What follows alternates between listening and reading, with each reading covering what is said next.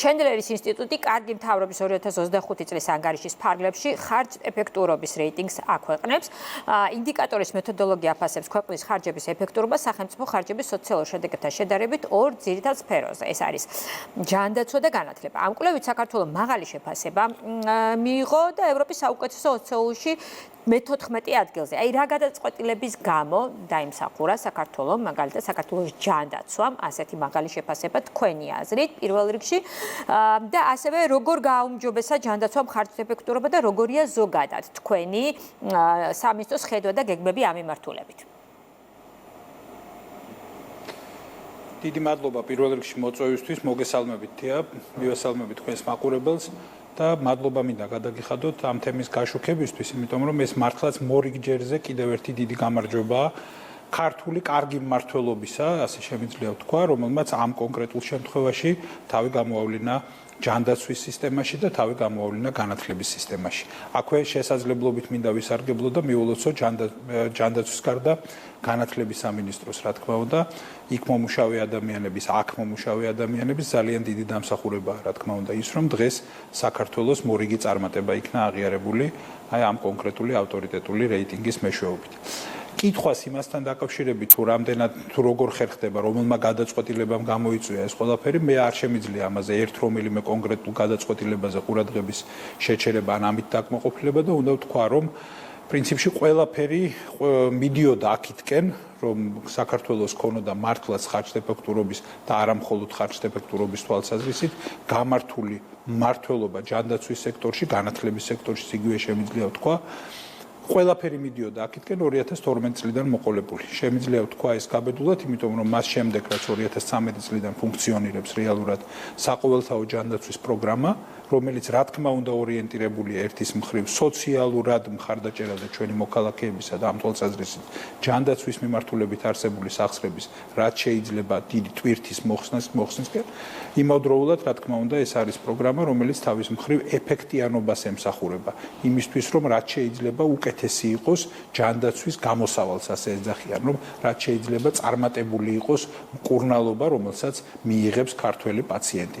აი ამ თვალსაზრისით რა თქმა უნდა ყოველ წლიდან წლამდე გაუმჯობესებები, რომელსაც განიცდის ეს პროგრამა და არა მხოლოდ ეს პროგრამა, რა თქმა უნდა, საბოლოო ჯამში ქმნის დიდ სურათს, რომლის მთავარი, ასე ვთქვათ, დადასტურება, რომ ეს არის პოზიტიური დინამიკის მქონე სისტემა, რა თქმა უნდა, არის ის, რაც მაგალითად დღეს გამოქვეყნდა. ეს არის მართლაც მწყობრად განვითარებული, ფუნდამენტურად სწორად განვითარებული სისტემა, ქართული ჯანდაცვის სისტემა, რომელსაც წინა აქვს მომავალი წარმატებები და მომავალი გამარჯვებები. ამიტომ ერთ რომელიმე კონკრეტულ გადაწყვეტილებაზე ვერ ვიტყვი, მაგრამ რა თქმა უნდა მთლიანობაში ის რომ DRG იქნა შემოღებული, ის რომ საყოველთაო ჯანდაცვის პროგრამის მასშტაბები სულ უფრო და უფრო მზარდია, ის რომ წლიდან წლამდე ყოველწლიურად მატულობს მაგალითად ჯანდაცვის სექტორის დაფინანსება, ყველაფერი ეს ერთობლიობაში რა თქმა უნდა ქმნის გამართულ სისტემას. ის რომ მაგალითად აი დღეს ღონისძიება იყო იგივე თამბაქოს წინააღმდეგ ბრძოლის საქმეში, ქვეყანა წარმატებულია და მოწინავეა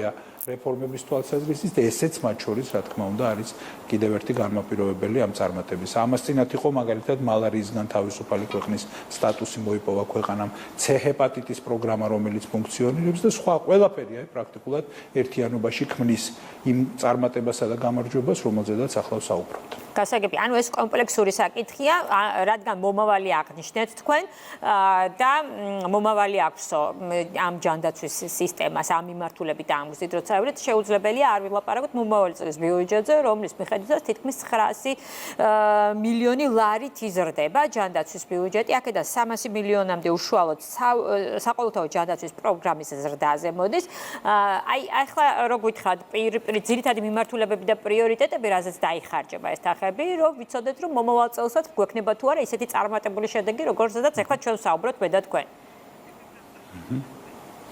პრინციპში შემიძლია ვთქვა, რომ თუნდაც ბიუჯეტის ასეთი ზრდის პირობებში და იმ პირობებში, როდესაც მოსალოდნელია, რომ იგივე ჯანდაცვის სერვისების ხარისხი კიდევ უფრო მეტად დაიხვაწება მომდევნო წლის განმავლობაში, კიდევ უფრო მეტად იქნება ორიენტირებული პაციენტისთვის საუკეთესო შედეგების მიღწევაზე, ამ ფონზე შემიძლია წინასწარ თქვა, რომ მომდევნო წლის მაჩვენებლებიც იქნება, რა თქმა უნდა, უკეთესი წინა წელთან შედარებით. ამას განაპირობებს, რა თქმა უნდა, ის მართლაც უპრეცედენტო ზრდა, რომელსაც განიცდის საყოველთაო ჯანდაცვის პროგრამა. წლევანდელი ბიუჯეტით მოგეხსენება თქვენც აღნიშნეთ, უზარმაზარი ზრდა ექნება ამ პროგრამას და ვფიქრობ, რომ ეს ერთმნიშვნელოვნად დადებითად აისახება, რა თქმა უნდა, ამ პროგრამის ეფექტიანობაზე.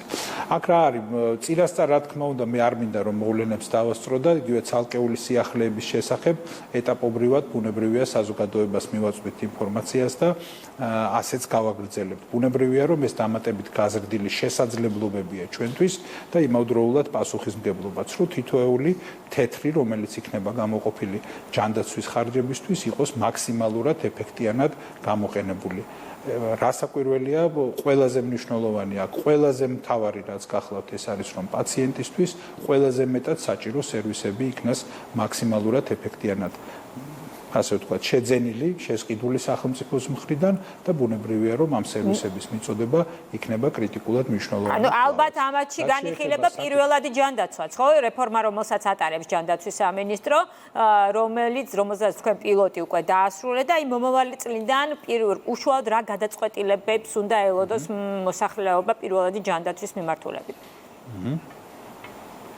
დიდი მადლობა ამ კითხვისთვის. პირველადი ჯანდაცვა დიახ არის ერთ-ერთი პრიორიტეტული მიმართულება, ამაზე გასული წლის მეორე ნახევრიდან საუბრობთ აქტიურად და ეს მართლაც მნიშვნელოვანი მიმართულებაა, რომელსაც შესწევს უნარი, რომ პრაქტიკულად ყველაფერი თავის ადგილას დააყენოს ჯანდაცვის სისტემაში. ეს არის ყველაზე ასე ვთქვათ, ხშირად გამოყენებადი სამედიცინო სერვისი, რომელიც წესით ყველაზე მეტი ეფექტის მომტანი უნდა იყოს თითოეული მოქალაქისთვის. საბედნიეროდ, რა თქმა უნდა, ყველა მოქალაქეს რაღაცა რთული და ისეთ კომპლექსური მკურნალობა არ ჭირდება და იმისთვის, რომ რაც შეიძლება ნაკლებ ადამიანს ჭირდებოდეს ესეთი კომპლექსური და რთული მკურნალობა, აი ამ ფუნქციის მატარებელია მთლიანად პირველადი ჯანდაცვის რგოლი.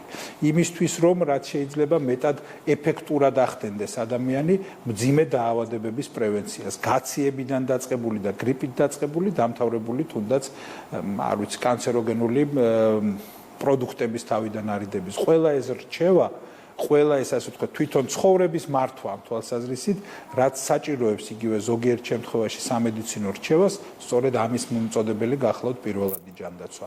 იმავდროულად ეს არის რგოლი, რომელიც სწორ მიმართულებას აძლევს ადამიანს, რომელსაც აქვს გარკვეული კითხვები ჯანდაცვის სექტორთან დაკავშირებით. ამ შემთხვევაში იგულისხმება სად უნდა მიიღოს მაგალითად მკურნალობა, რა მეთოდით უნდა იმკურნალოს, რამდენად აუცილებელია ჰოსპიტალიზაცია თუ შეიძლება იმართებოდეს შემთხვევა სახლში და ასე შემდეგ.